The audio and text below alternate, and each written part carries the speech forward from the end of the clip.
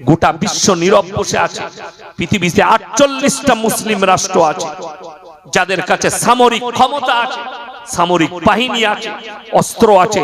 তার মধ্যে 10টা এমন মুসলিম রাষ্ট্র আছে যাদের কাছে আমেরিকার মতো দেশের সঙ্গে যুদ্ধ করার মতো অস্ত্র শস্ত্র আছে।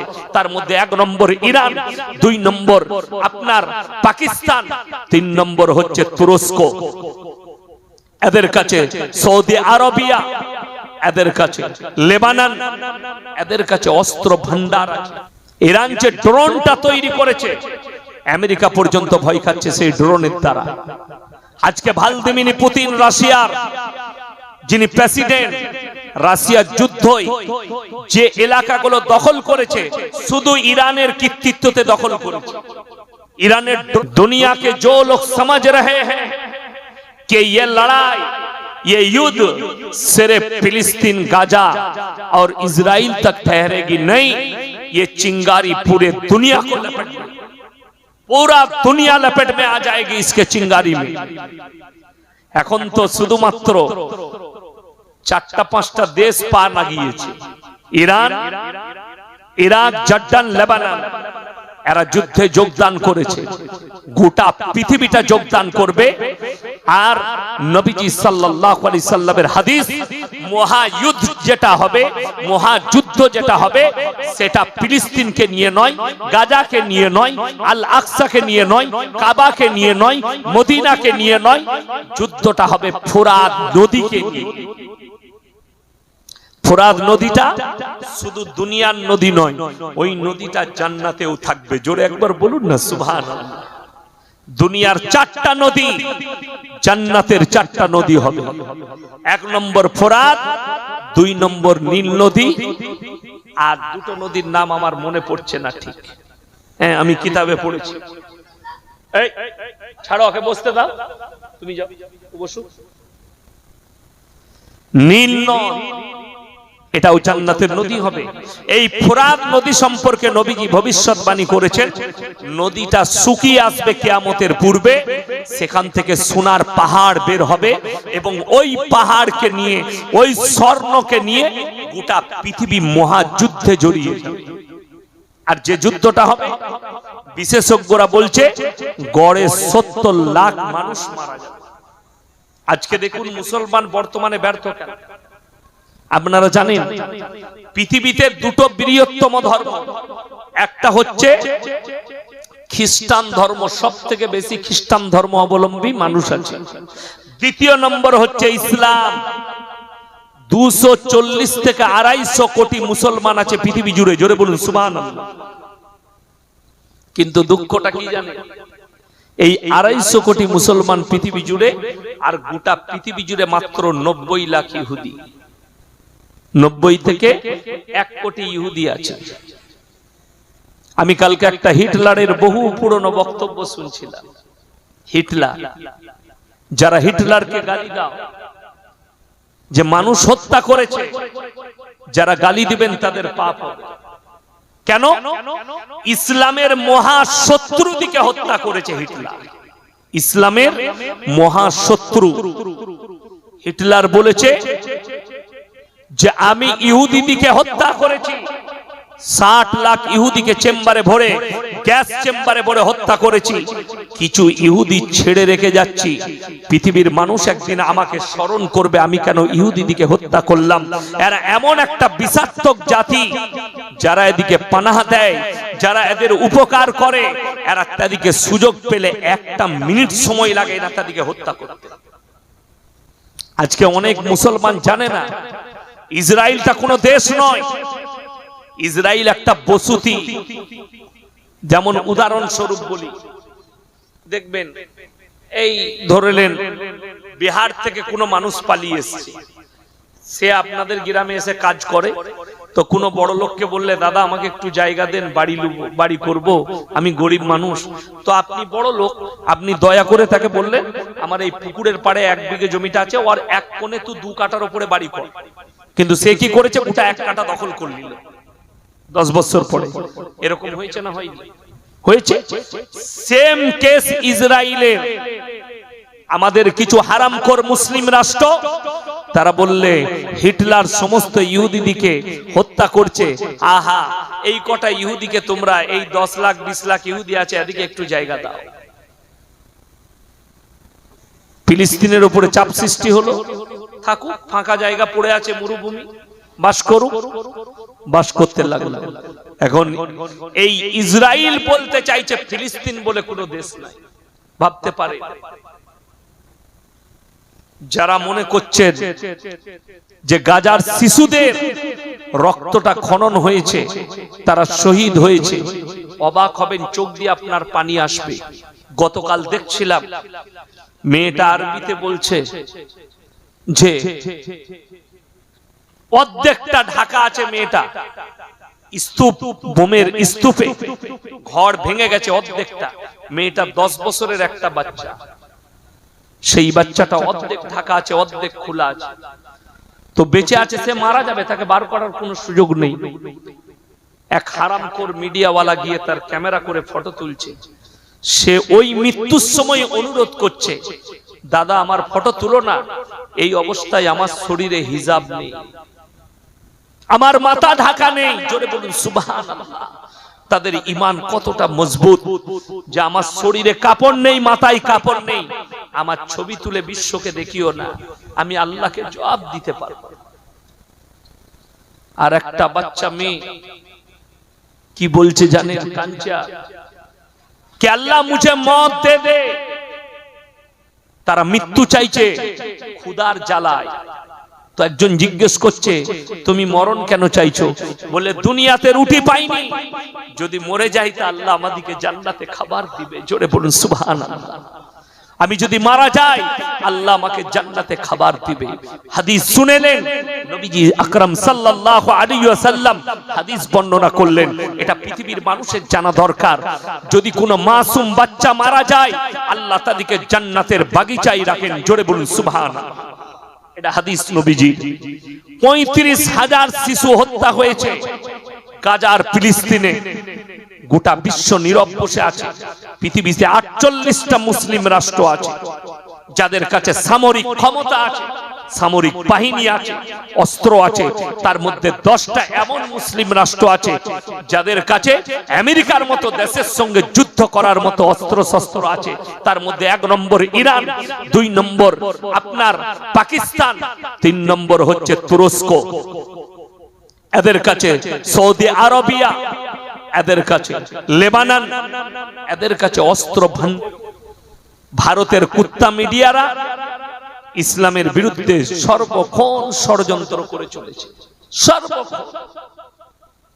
কত মৌলবীর জুবানকে দাবানোর চেষ্টা করা হচ্ছে, আপনারা অনুভব করতে পারবেন। তার কারণ কি? মুসলমান। আপনি দেখুন, এখন মুসলমান আমল করবে না, আমল করতেও চাইবে না। বড় কষ্ট লাগে। আমরা জালসায় যাচ্ছি, আপনার ঘরে মেহমান আসছে, আপনার ঘরে কুটুম আসছে, আপনার বেটা বিটির বিয়ে হচ্ছে, আমরা এমন কিছু দ্রব্য পান করছি, এমন কিছু জিনিস ব্যবহার করছি, আমরাই হেল্প করছি বিশ্বের মুসলমান ইহুদিকে হেল্প করছে মুসলমানকে মারো। যদি বলেন কেমন করে?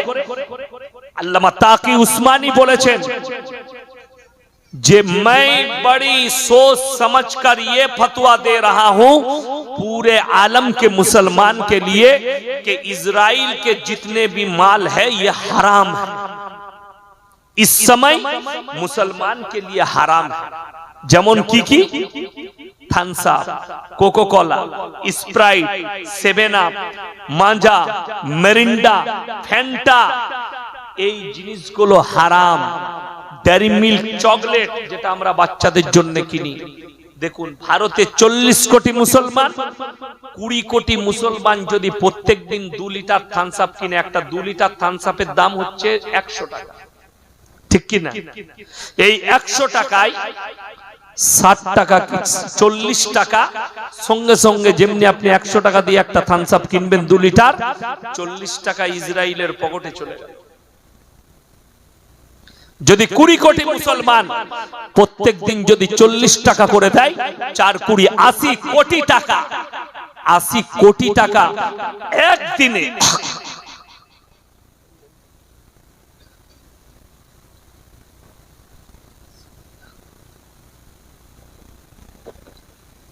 আলহামদুলিল্লাহ।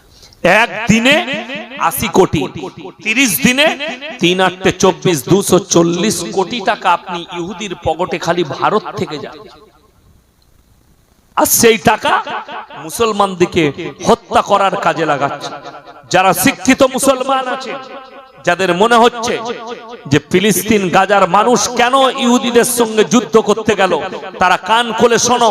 গায়রিল মাগজুবি আলাইহিম ওয়ালাদ-দাল্লিন, কোরআনে আল্লাহ ঘোষণা করেছে, তাফসীরের মধ্যে আছে মাগজুম মানে ইহুদি আর দাল্লিন মানে নাসারা। এই দুটো বলে পদভ্রষ্ট, আর এদের যারা অনুসারী হবে, এদের যারা মহব্বতকারী হবে, তারাও হবে পদভ্রষ্ট। আল্লাহর নবীর হাদিস, যার সঙ্গে যে মহব্বত করবে কিয়ামতটাও আল্লাহ তার সাথেই করবে। ওয়াসসালাতু ওয়াসসালামু আলা রাসূলিহিল কারীম, আম্মা বাদ, ফাউজ বিল্লাহি মিনাশ শাইতানির রাজীম, বিসমিল্লাহির রহমানির রহিম।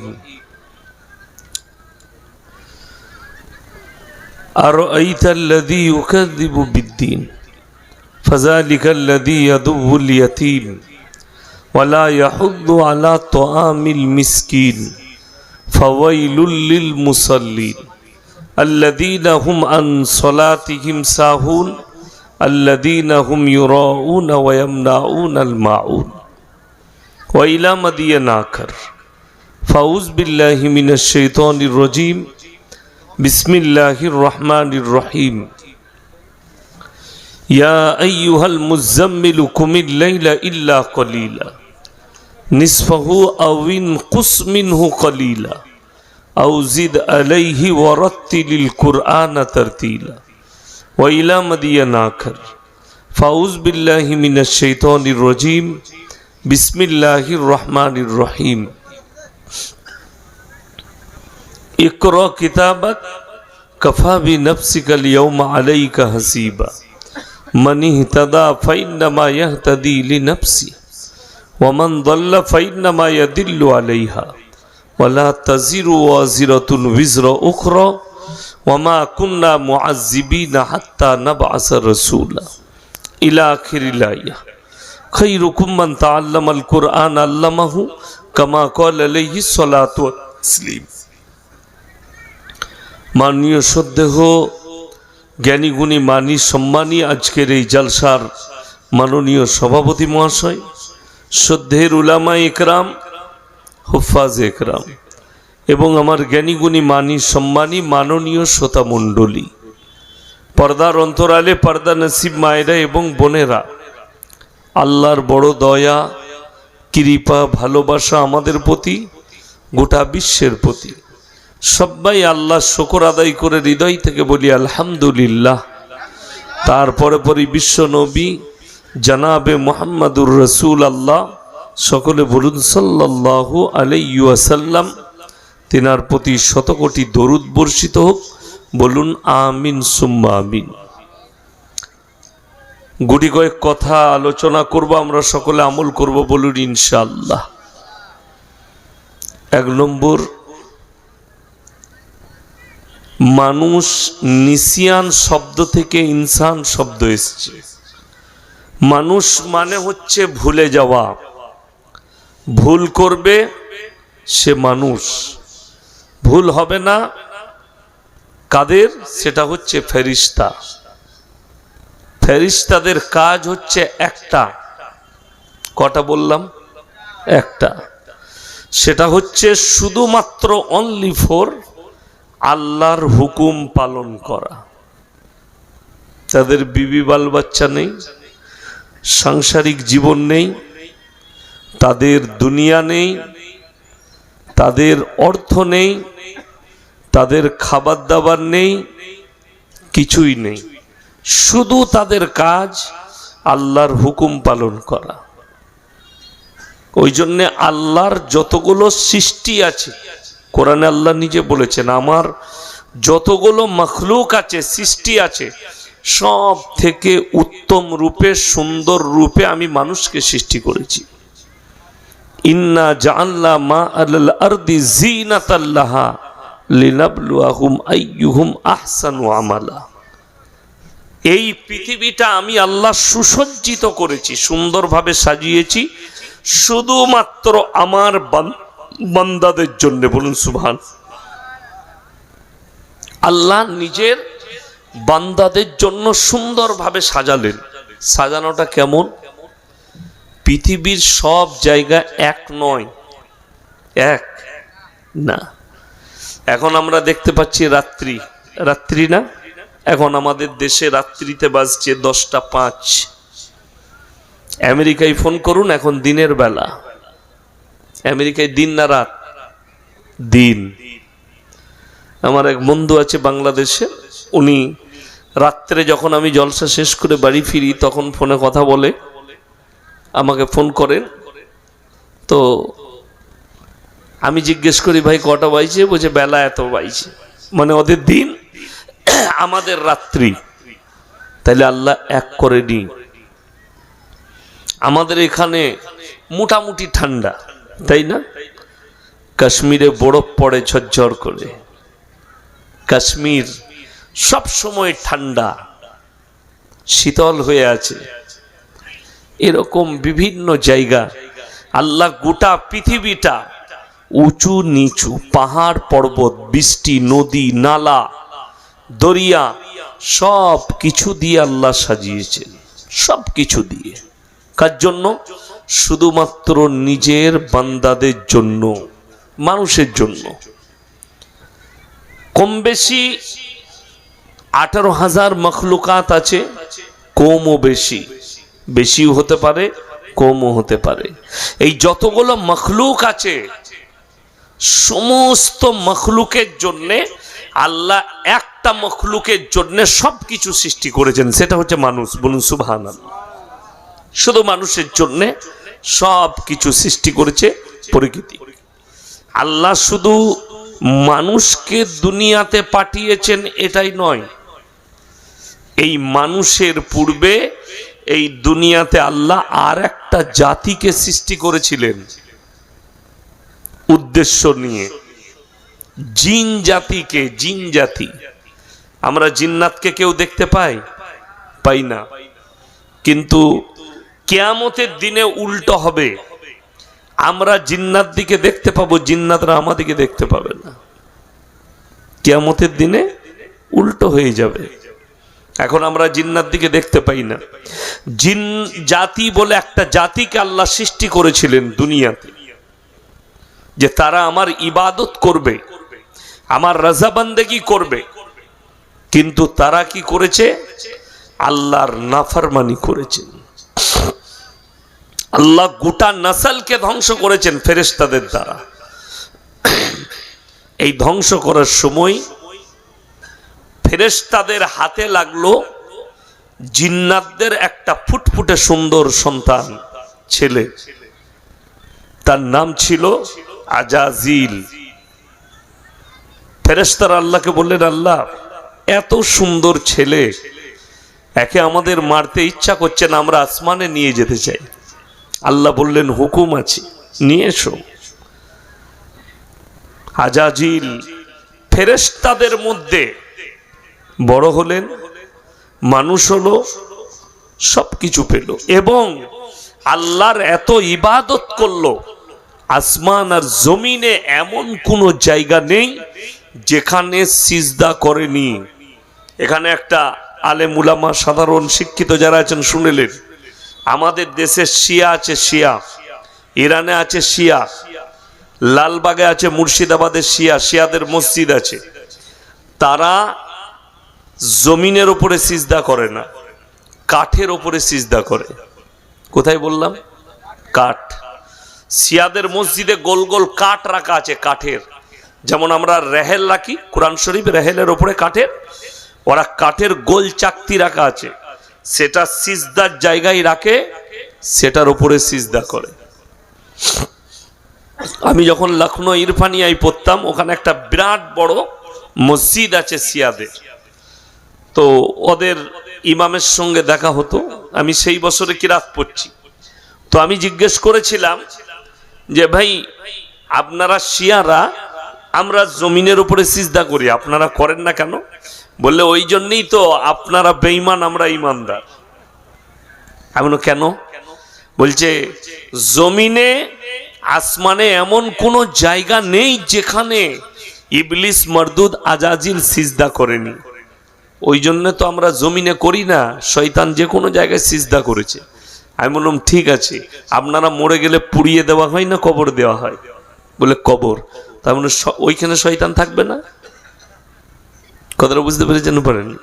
আমি সিজদা দিলাম না, কিন্তু তুমি মরে গেলে তোমাকে কবরে কি করে দাফন করছে? সেই মাটিতে তো সিজদা করেছে। কিন্তু এগুলো হচ্ছে গাঁজাখোরদের যুক্তি। জমিন সকলে বলুন কার? আল্লাহর। কোরআনের একটা মারাত্মক শব্দ আছে, পৃথিবী যারা বেনামাজি আছেন তারা শুনবেন, যারা বেঈমান কাফের তারা শুনবেন। পৃথিবীর আল্লাহ কোরআনে বললেন, হে পৃথিবীর মানুষ, তোমরা আল্লাহকে সিজদা করো আর না করো, তোমাদের শরীরের যে ছায়াগুলো আছে তারা 24 ঘন্টা আল্লাহকে সিজদা করে। বলুন সুবহানাল্লাহ। শরীরের ছায়া, আমাদের যে ছায়া পড়ে সেটা শুয়ে থাকে না দাঁড়িয়ে থাকে? ওই জন্য তোমার নদিয়ায় ঘর আর আমার বর্ধমানে। ছায়া শুয়ে থাকে না দাঁড়িয়ে থাকে? খেপা শুয়ে থাকে 24 ঘন্টা সিজদায়। পৃথিবীর যতগুলো মাখলুক দেখছেন, গাছ পাতা তরুলতা, সবাই আল্লাহকে সিজদা করে, কেউ বাদ নেই। জোরে বলুন সুবহানাল্লাহ। আপনি অজ্ঞাত অবস্থায় আপনার ছায়া আমার আল্লাহকে সিজদা করছেন। ওই জন্যে সিজদা সকলেই করে। জমিন আল্লাহর, আসমান আল্লাহর, হাওয়া বাতাস পানি অক্সিজেন যা কিছু পৃথিবীতে আছে সবের মালিক আল্লাহ।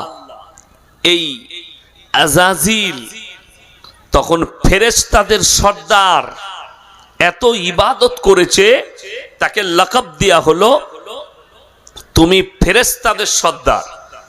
তো আমাদের দেশে দেখবেন, এখন আমি ইয়াসিন, তো আমি অন্য কারো কথা বলবো না। আমাকে যদি কালকে এখনই এমএলএ করে আমাকে একটা লাল বাতির গাড়ি দেন, তো আমি মনে মনে করবো সালা আমি হয়েছি একখানা। এখন যেমন কারো কারো বডিগার্ড থাকলে সে নিজেকে বিরাট ব্যাপার মনে করছে, তাই না?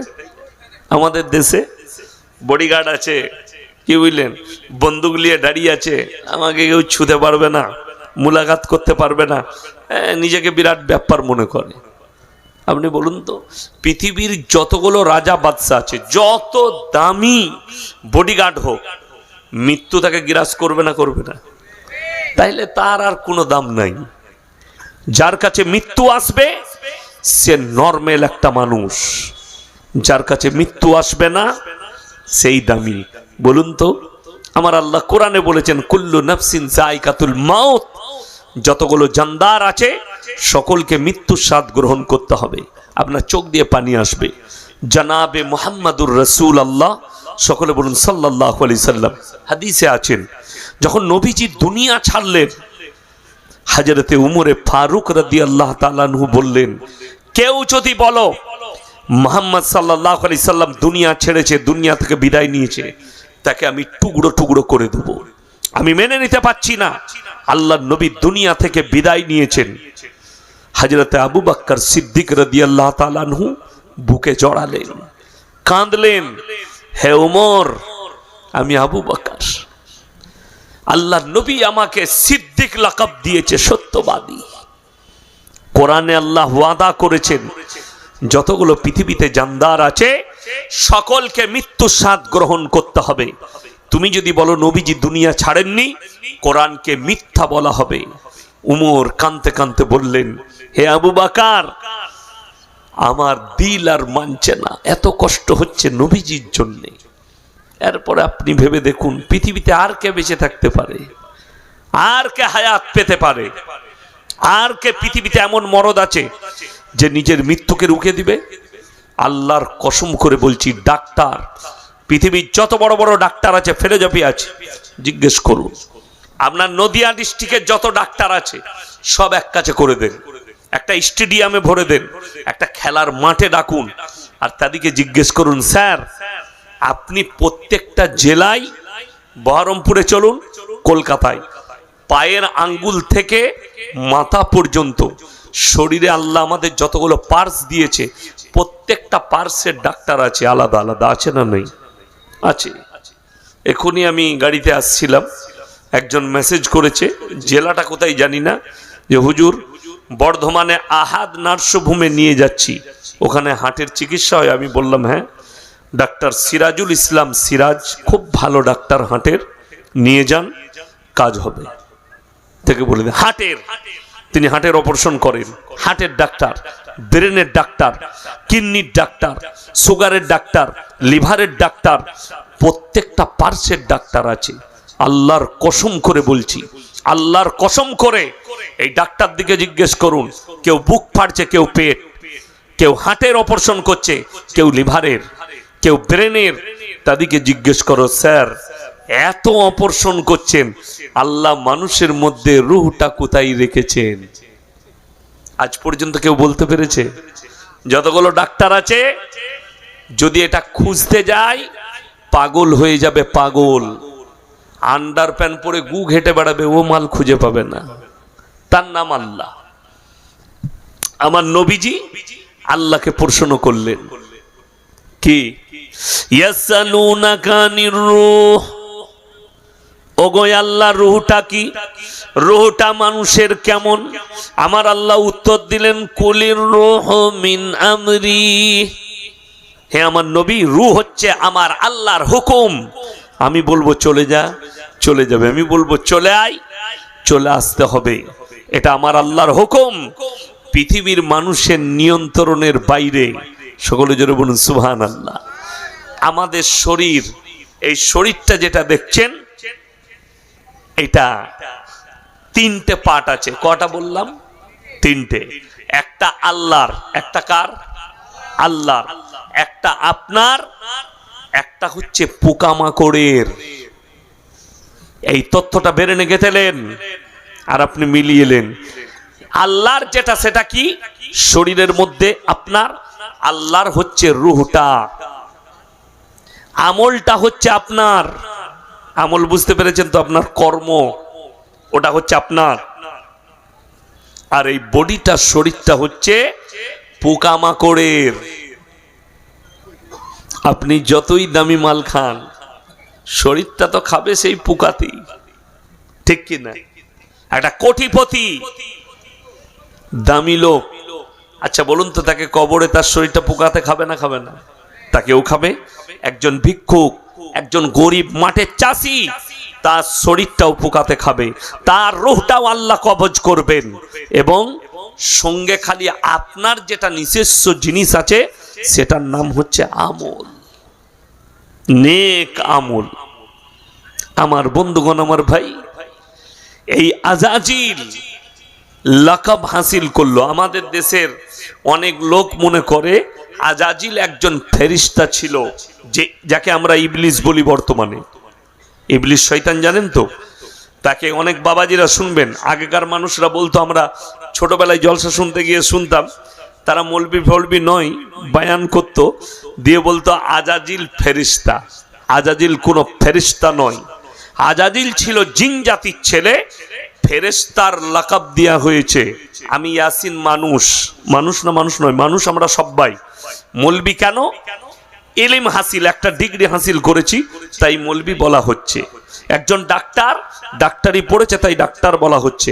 এইরকম সে যোগ্যতা হাসিল করেছিল বলে তাকে ফেরেশতাদের সর্দার বানানো হয়েছিল। ছিল সে জিন জাতির ছেলে।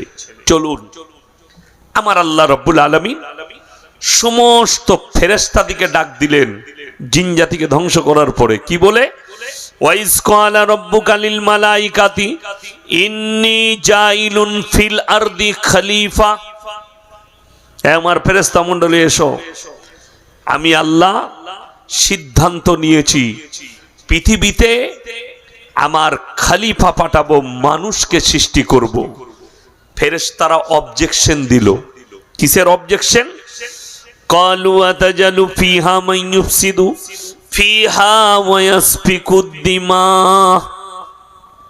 ওয়া নাহনু নুসাব্বিহু বিহামদিকা ওয়া নুকাদ্দিসু লাক। আপনি কাকে সৃষ্টি করতে যাচ্ছেন?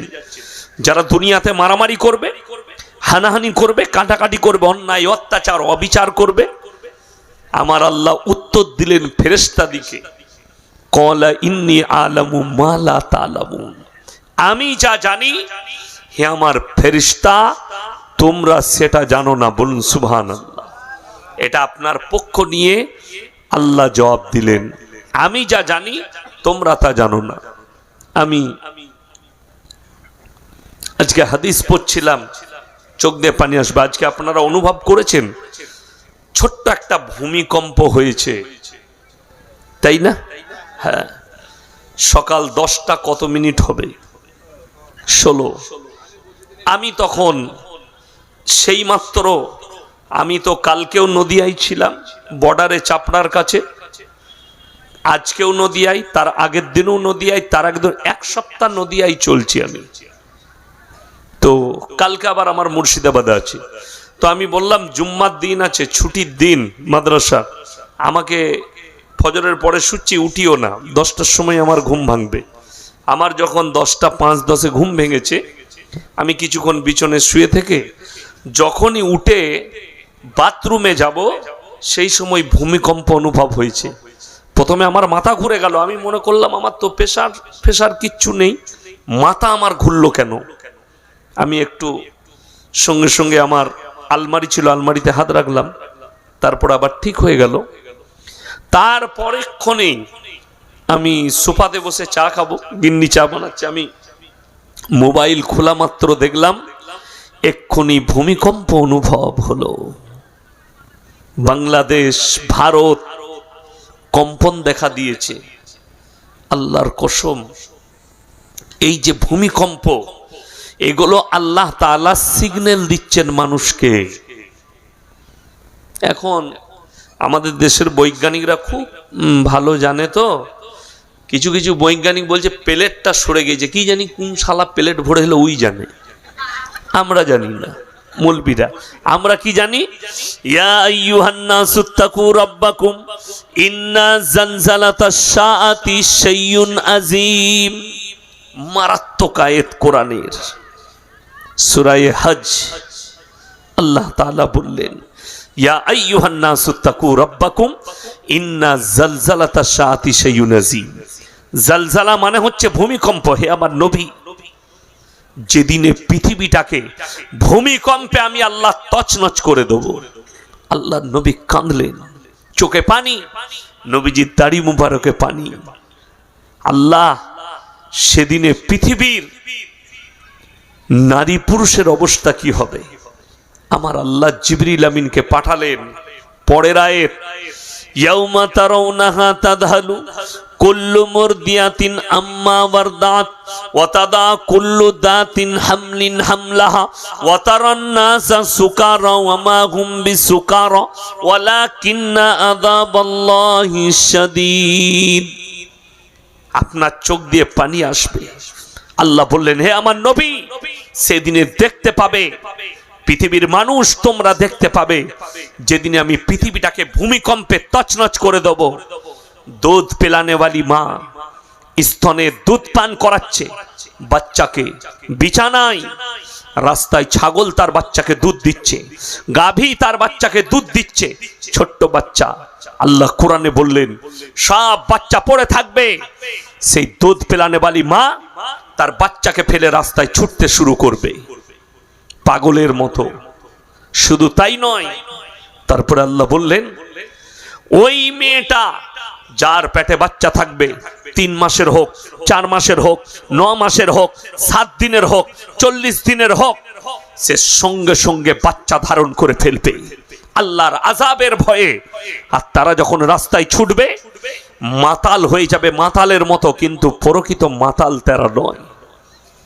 আল্লাহর নবী সাল্লাল্লাহু আলাইহি সাল্লামের সাহাবীরা কাঁদলেন যে শোনো, এখানে ইমাম বুখারী রাহমাতুল্লাহ আলাইহি ব্যাখ্যা করেছেন, এই আয়াতের ব্যাখ্যা করতে গিয়ে তিনি মারাত্মক কথা লিখেছেন যে কেউ কেউ বলেছে এটা কিয়ামত সম্পর্কের আয়াত, যে কিয়ামতের দিনে, যেদিনে কোন কোন মুফাসসিরিন বলেছেন যেদিনে সিংগায় ফুঁক দেওয়া হবে, সেই দিনকার ঘটনা।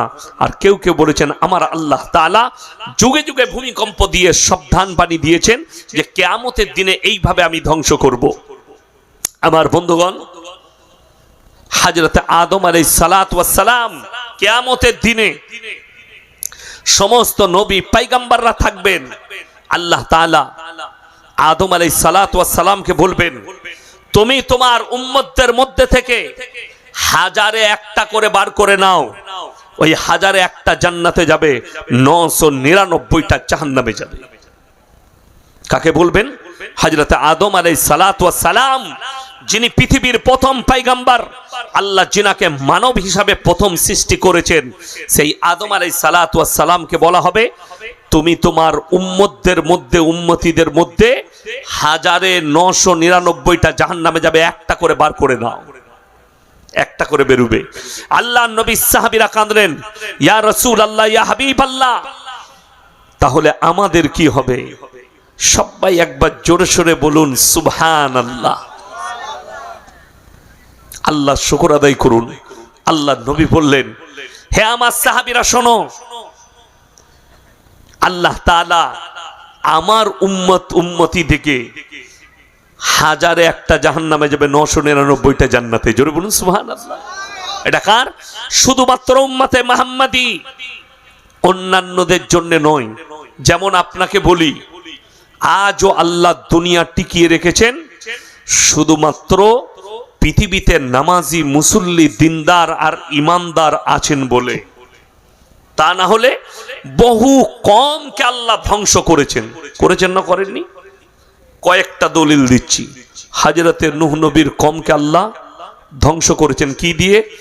বন্যা দিয়ে। লূত নবীর কমকে রুটির মতো পাল্টিয়েছেন, যেভাবে আমরা তাওয়াতে, রুটিতে তাওয়া ভরে পাল্টাই মায়েরা রুটিকে, আমি ওইভাবে জিবরিল আমিনকে বললাম, পাখাটা ভরো, জমিনটাকে ধরে পাল্টিয়ে দাও। শুধু ওইটা নয়, 9 পারা প্রথম পৃষ্ঠা, হযরতে শুআয়ব বলে একজন নবী এসেছিলেন, পৃথিবীতে আল্লাহ পাঠিয়েছিলেন। সেই শুআয়ব নবী যখন তার কওমের কাছে ইসলামের প্রচার শুরু করলো, তার কওমের যারা নেতা ছিল, যারা বেঈমান কাফের ছিল, তারা বললে, শোনো, এলান দিল তারা তার দেশে, বলছে যারা শুআয়বের আল্লাহকে মানবে, তাকে যে নবী হিসাবে মেনে নিবে, তার আল্লাহকে যে বিশ্বাস করবে, তাকে আমরা হত্যা করে দেব, মার্ডার করে দেব। এই যখন হুইপ জারি হলো এবং কিছু মানুষকে তারা হত্যা করলো, শুআয়ব নবীর উপরে যারা ঈমান এনেছে তাদেরকে যখন হত্যা করা হলো, বিসমিল্লাহ, একটু চা না করান, হালকা মিষ্টি। তো তাকে যখন হত্যা করা হলো কিছু মানুষকে, আল্লাহ তাআলা হযরতে শুআয়ব নবীকে বললেন, হে নবী, তুমি পাহাড়ের দিকে চলে যাও, পাহাড়ের চূড়ায় চলে যাও। আল্লাহ কি হবে? তুমি খালি সেখানে বসে মজা দেখবে। ক্বালাল মালাউল্লাযীনা ইসতাকবারু মিন কওমিহি লাইন ইত্তাবাতুম শাইবান ইন্নাকুম ইযাল লাখাসিরুন। হে আমার নবী, তোমরা কি দেখোনি শুআয়ব নবীর কওমকে আমি এমন ভাবে ধ্বংস করেছি, সেই জায়গা দেখে মনে হচ্ছিল এখানে আর কোনো জনবসতি ছিল না, আমি খেলার মাঠ করে দিয়েছিলাম। জোরে বলুন সুবহানাল্লাহ। আল্লাহ এত বড় কুদরতওয়ালা, এত বড় শক্তিশালী।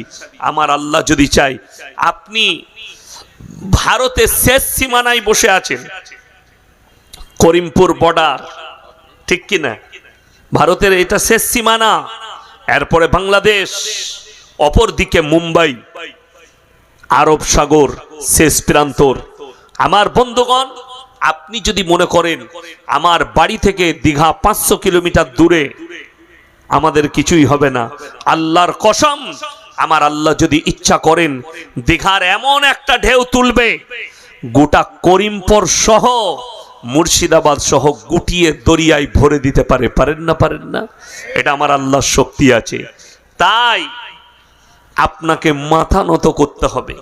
ফেরেশতারা যে অবজেকশন দিয়েছে, অবজেকশনটা সত্য না মিথ্যা? সত্য। আজকে পৃথিবীতে মারাত্মকভাবে 3টে জিনিসের লড়াই শুরু হয়েছে পৃথিবী জুড়ে। কটা বললাম? 3টে। নাম্বার 1, টাকা পয়সার কম্পিটিশন, কে কত বড় লোক হতে পারে।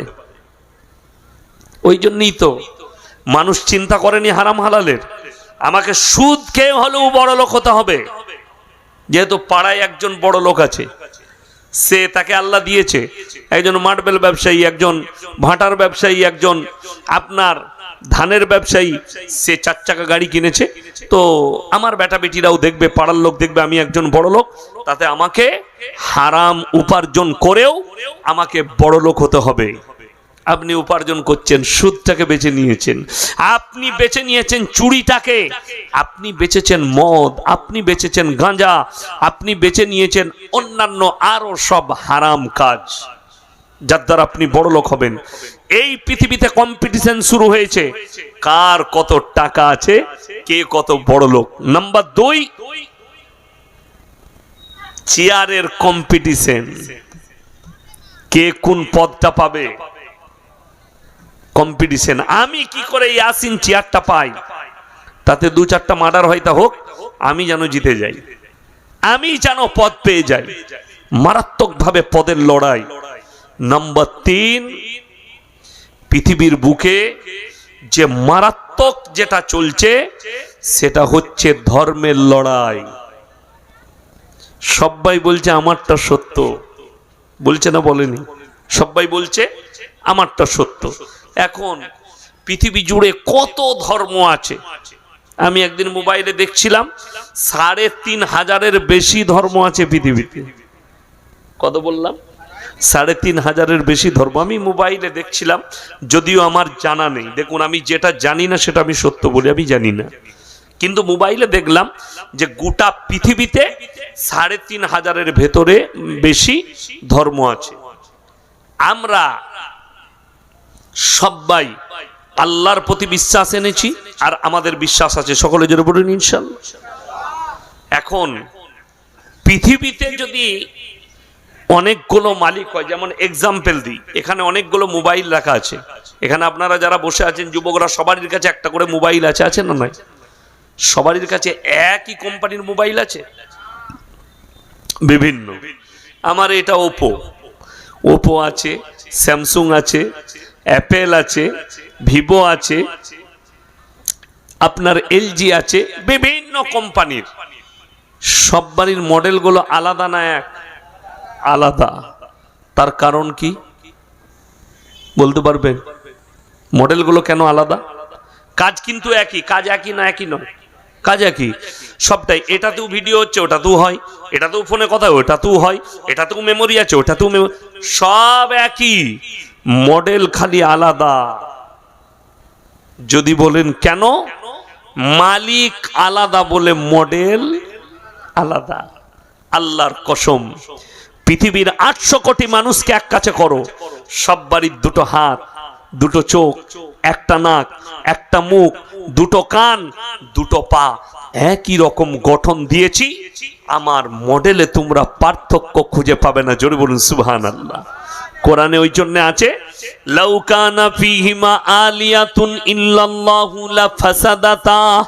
আমি আল্লাহ ছাড়া পৃথিবীতে আর একটা আল্লাহ হলে পৃথিবীতে মারামারি আর বিভ্রাট সৃষ্টি হতো। কোরআন এটা।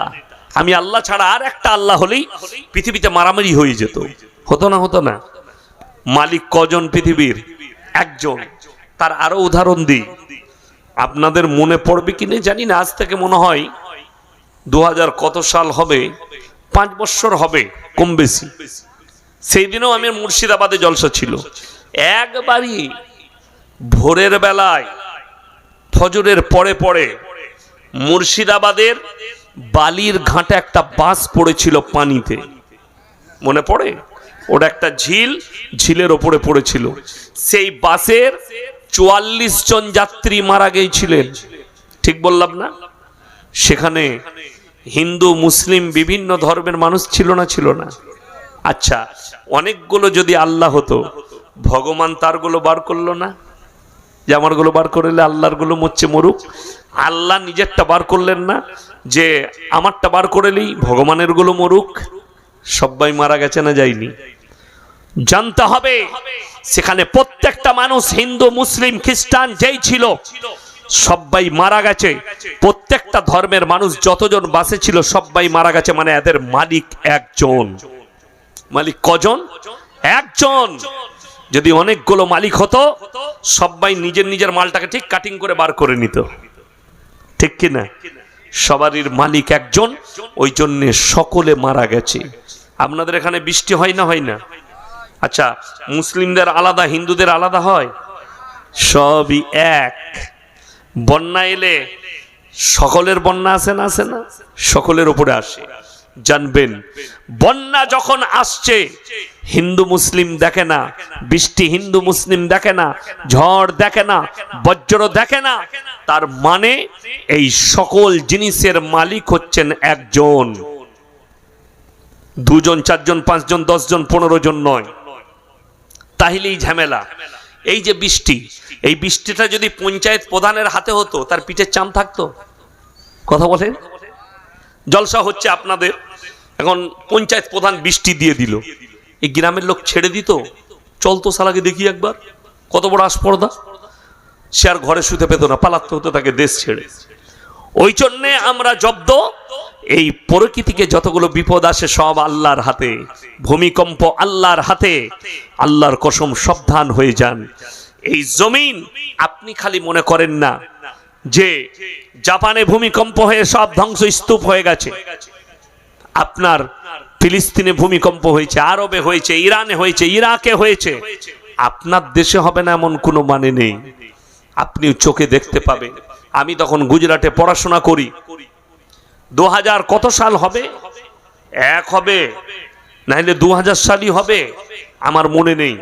আমি তখন তালবিলিম স্টুডেন্ট, মাদ্রাসা জামিয়াতুল কিরাত কাফলেতা। দিনটা মনে আছে, শুক্রবার, জুম্মার দিন ছিল। সকাল খুব জোর হলে 7:30 থেকে 8টা হবে সময়।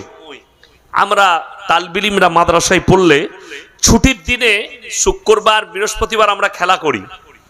তো আমার একটু নেশা ছিল কবাডি খেলা, ক্রিকেট খেলার। আমরা ময়দানে ক্রিকেট খেলছি। আমরা যখনই ভূমিকম্প স্টার্ট হয়েছে, যতজন আমরা ছিলাম 30 থেকে 40 জন, সব আমরা জমিনে বসে গেছি, মাথা ঘুরতে লেগেছে।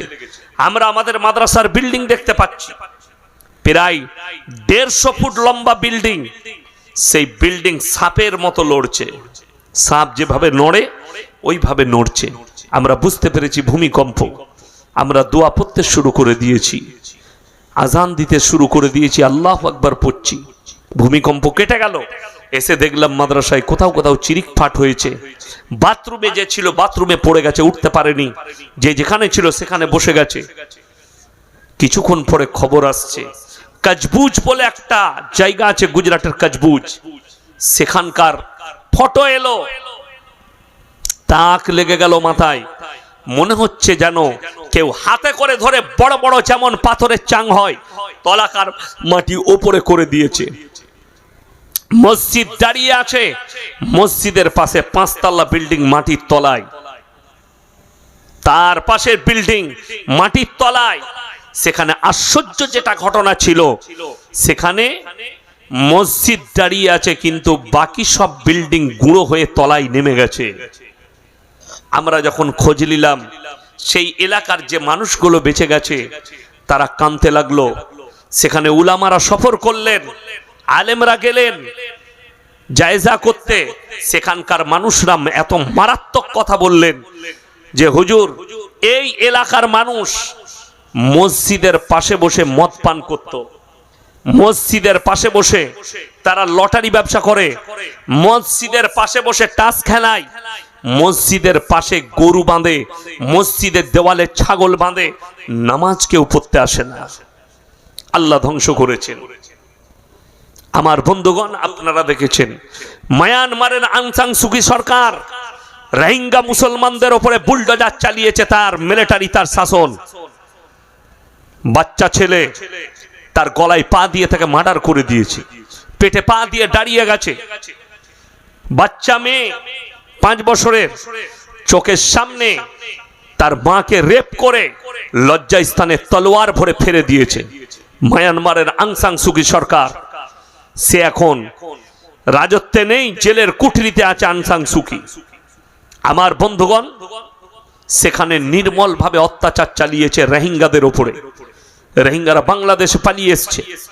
মিডিয়ার সামনে একটা বাচ্চা মেয়ে 5-7 বছর বয়স হবে, তার কোলে একটা 3 বছরের বাচ্চা আছে, শরীরে কাদা পানি লেগে আছে, জামা কাপড় নেই, জামাতে কাদা।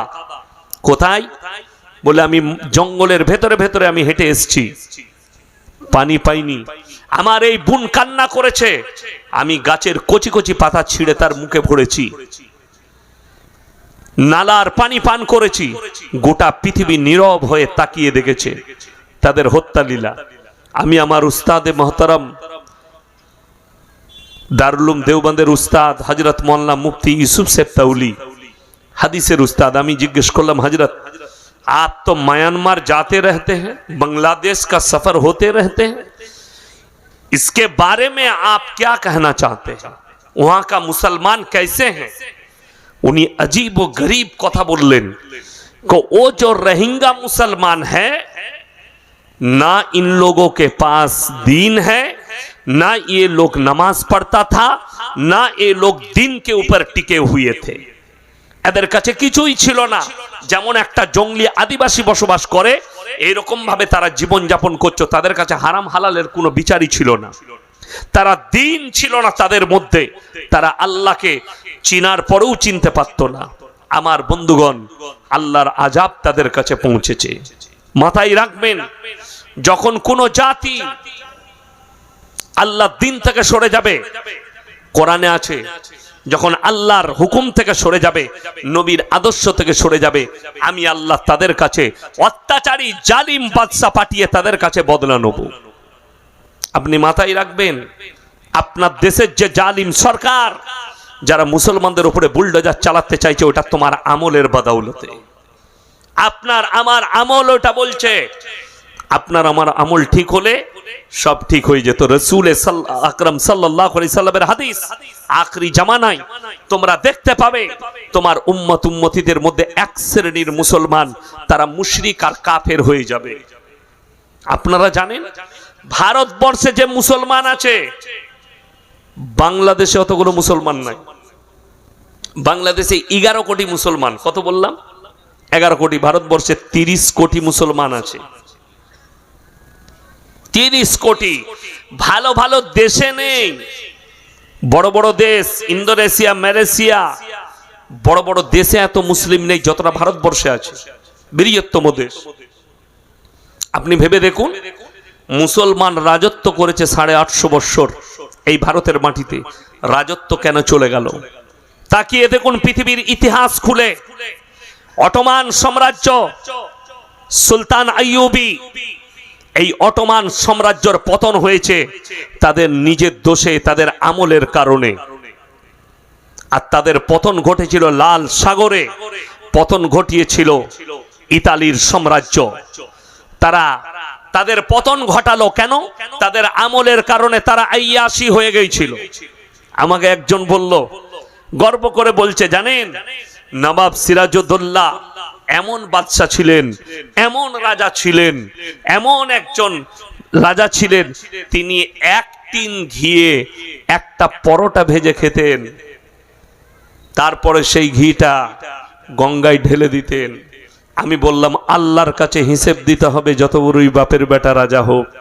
যদি এই ঘটনা সত্য হয়, যদি এই কাজ করে থাকে, আমার বন্ধুগণ, আমার ভাই, আপনারা কি মনে করছেন যারা গ্রামের বিচার করেন, যারা নেতা আছেন, যারা গ্রামের শাসন পেয়েছেন, যারা দেশের শাসন পেয়েছেন, কিয়ামতের দিনে আল্লাহ সবথেকে কঠিন হিসেব যেটা নেবেন, সেটার নাম হচ্ছে হক।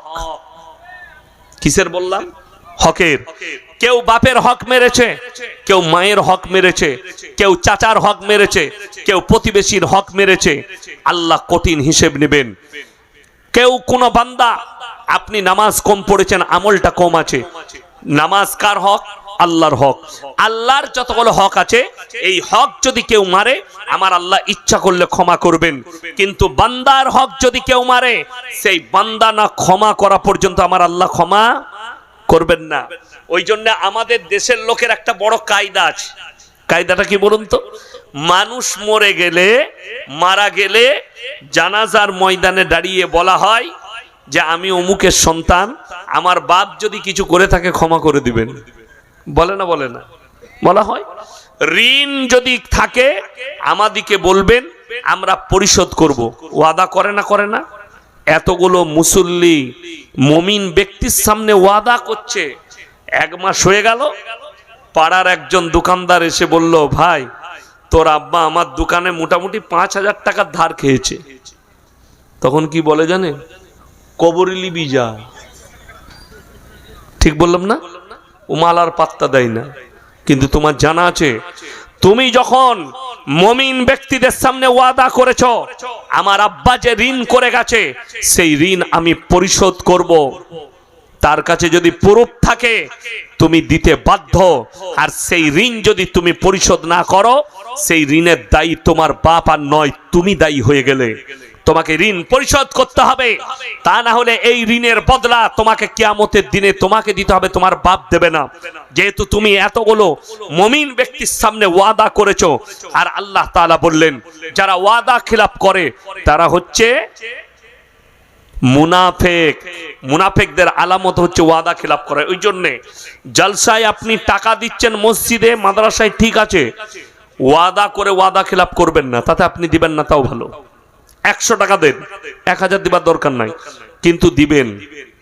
অনেকজন জলসায় জোসে লিখে দিলে 5000 টাকা হুজুর লিখে দিলে, এখন মসজিদ কমিটির চপ্পল ছিঁড়ে গেল তার কাছে টাকা আদায় করতে করতে। ঠিক বললাম না ভুল বললাম?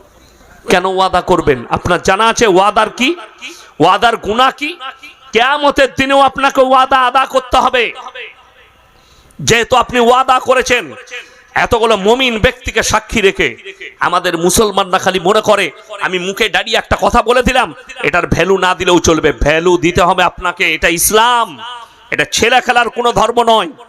ওই জন্যই তো নবী মুহাম্মদ সাল্লাল্লাহু আলাইহি সাল্লাম পৃথিবীর শ্রেষ্ঠ ব্যক্তি, ইসলাম শ্রেষ্ঠ ধর্ম। আল্লাহর কাছে পৃথিবীতে যতগুলো মানোনীত ধর্ম আছে, ইসলাম ছাড়া একটা ধর্মও আমার আল্লাহর কাছে মানোনীত নয়, ইসলাম ছাড়া। এটা মাথায় রাখবেন আমার বন্ধুগণ, আমার ভাই। সবাই আজ থেকে নিয়ত করুন তো আমরা মুমিন হব ইনশাআল্লাহ। হাত তুলে বলুন মুমিন হব ইনশাআল্লাহ। হ্যাঁ, নিয়ত করুন মুমিন হব। আর মুমিন হতে গেলে সর্বপ্রথম জীবনে ত্যাগ স্বীকার করতে হবে। ত্যাগ, ত্যাগ কাকে বলে জানেন? ত্যাগ কুরবানি।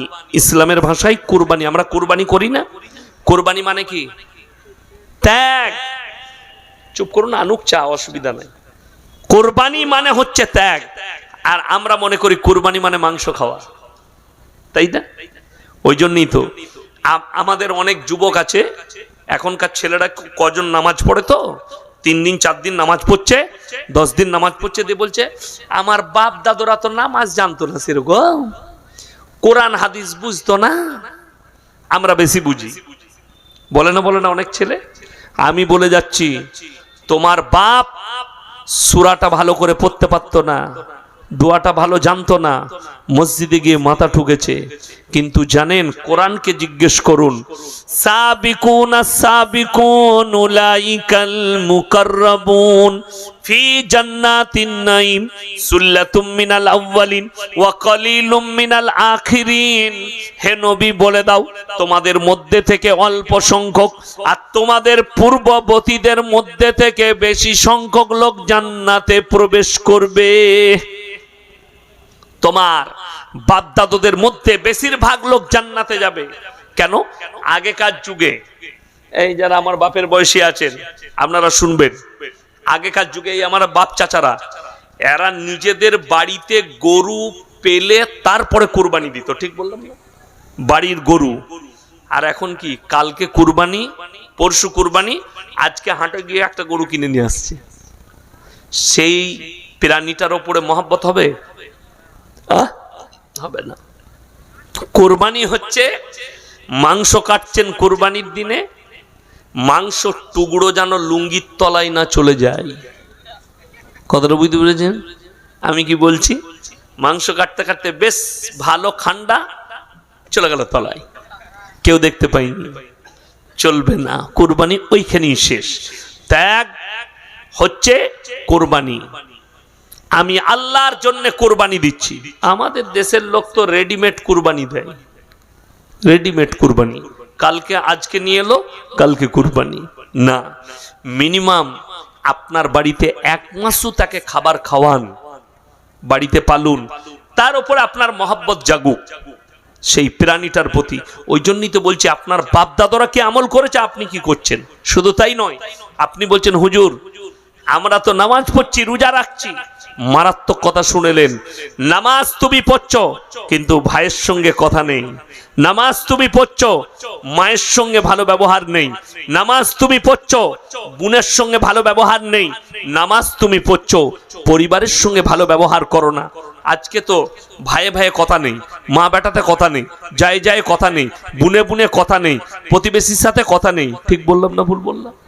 অথচ সে মসজিদে ফাঁস কাতারে নামাজ পড়ছে, জান্নাতের আশা করে বসে আছেন, জান্নাতের খুশবু পাবেন নাকি সন্দেহ আছে। আপনি ভালো করে নিজেকে তৈরি করুন। আমরা তো ইসলাম মানে কি বুঝেছে? নামাজ, রোজা, তাসবিহ, তেলাওয়াত, হজ, যাকাত, এইটাই ইসলাম। ভুল। ইসলাম শুধু এটা নয়, মাথা থেকে পা পর্যন্ত পরিপূর্ণ একটা জীবন ব্যবস্থার নাম ইসলাম। সেই জীবন ব্যবস্থার ভেতরে আপনার চলা, আপনার উঠা, আপনার শোয়া, আপনার খাওয়া, আপনার বাথরুমে যাওয়া, আপনার বাজারে যাওয়া, আপনার পারিবারিক জীবন, সাংসারিক জীবন, অর্থনৈতিক জীবন, রাজনৈতিক জীবন, পুরোটাই হবে নবীজি সাল্লাল্লাহু আলাইহি সাল্লামের আদর্শ মোতাবেক। আজকে কষ্ট লাগে, আপনি বলছেন আমি ইমানদার। কেমন ইমানদার? রাজা কেমন হওয়া দরকার, নেতা কেমন হওয়া দরকার, আমি খালি ছুঁয়ে যাচ্ছি। এই জন্যই বলছি, রাগ করবেন না। আপনি আমার মুমিন ভাই, আপনি একজন নেতা, আপনি আমাদের চোখের সামনে জাহান্নামে যাবেন, এটা কিন্তু দৃষ্টিকটু। ঠিক কি না? কথা বলেন। কষ্ট হবে অনেক জনের, আমার কথা গায়ে লাগবে, আপনি রাতে শুয়ে ভাববেন। আচ্ছা বলুন তো, যে চুরি করে, যে চুরি করে সে অন্যায় কাজ করে না ভালো কাজ করে? অন্যায় কাজ। তাইলে আপনি যদি চুরি করে থাকেন, আপনার দিল আপনাকে বলবে আপনি অন্যায় করেছেন, আপনি ইস্তেগফার করুন আল্লাহর কাছে। কালকেই আপনাদের নদিয়ায় প্রশ্ন দিয়েছিল যে রাজা কেমন হবে, দেশ চালানেওয়ালা কেমন হবে। আল্লাহ এই জন্যই দাঁড় করাবেন। নবীজি সাল্লাল্লাহু আলাইহি সাল্লাম তিনাদের সাহাবীরা রাজত্ব দেখিয়ে গেছেন। দিল্লির পার্লামেন্টে দাঁড়িয়ে দিল্লির প্রাক্তন মুখ্যমন্ত্রী অরবিন্দ কেজরিওয়াল তিনি বলেছিলেন যে এই ভারতের মাটিতে সমস্ত নেতা মন্ত্রী এরা যদি হযরতে উমরের মতো জীবন যাপন করে, একটাও গরিব আর গরিব থাকবে না, একটাও অসহায় আর অসহায় থাকবে না, একটাই দুঃখী আর দুঃখী থাকবে না, সবাই নিজের নিজের হক পেয়ে যাবে। জোরে বলুন সুবহানাল্লাহ।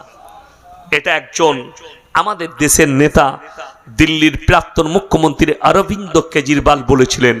আমার বন্ধুগণ, হযরতে উমর কেমন নেতা ছিলেন, তিনি কেমন রাজা ছিলেন, তিনার নেতৃত্ব শুনলে আপনার দিল ভরে যাবে যে নেতৃত্ব তো এইরকমই হওয়া দরকার।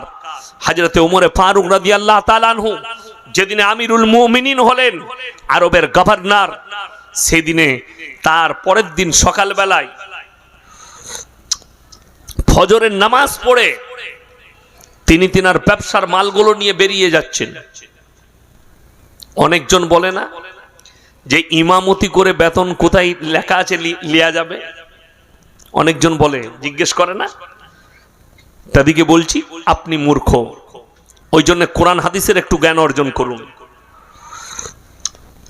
হযরতে ওমর ফারুক বললেন, আমি যদি ব্যবসায় না যাই আমার সংসার কি করে চলবে? সাহাবীরা বললেন, আমাদেরকে দিন শিক্ষা কে দেবে? উনি বললেন, আমার সংসার কি করে চলবে?